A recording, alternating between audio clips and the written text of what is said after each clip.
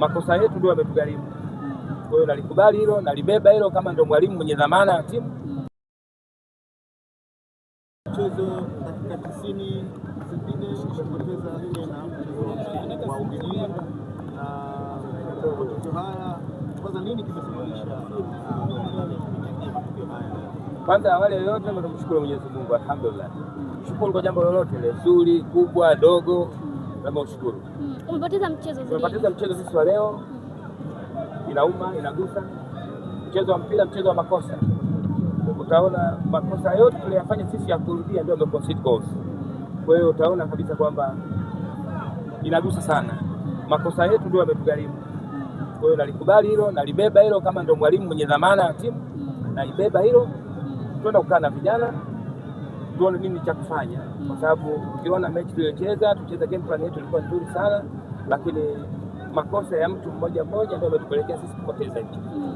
Kipindi cha kwanza mlipata na nyie goli, mkaenda half time mkiwa 1-1, na pia wachezaji walicheza kama nusu kwa nusu dhidi ya Young Africans. Kitu gani uliwaambia wakati wanarudi kipindi cha pili?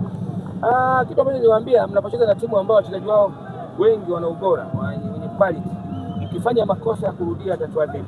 Kwa hiyo tuweni makini sana kwenye kufanya makosa ya kurudia. Lakini hata nyinyi wenyewe mtakuwa mashahidi, magoli mawili yaliyofungwa mengine ni mapungufu, sio kusema ni makosa, ni mapungufu yaliyojitokeza kwa wachezaji wangu, ikapelekea kufanya makosa ambayo yapelekea sisi kubali kufungwa magoli yale mawili. Lakini yote kwa yote ni sehemu ya mpira, tunaenda kujipanga.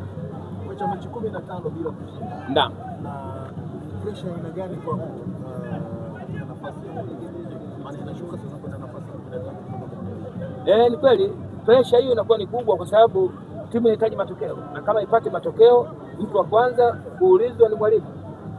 Responsibility ya timu ninayo mimi kama mwalimu, lakini kwa sababu matatizo yaliyomo ndani ni kwamba hii hali imetokea, ni kipindi cha upepo ambacho baya sana kwenye timu yangu nafikiri kinatokea.